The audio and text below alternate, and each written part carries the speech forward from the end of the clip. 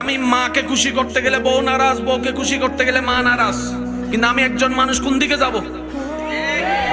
ইসলাম বলে তুমি তোমার মার কি সন্তান, তুমি তোমার বউয়ের কি স্বামী। শব্দগুলা খেয়াল করবেন। তুমি তোমার মার সন্তান, যার পায়ের নিচে তোমার বেহেশত। তুমি তোমার মায়ের পায়ের নিচে। তুমি তোমার বউয়ের কি স্বামী। স্বামী মানে অভিভাবক। অভিভাবক কি নিচে না উপরে?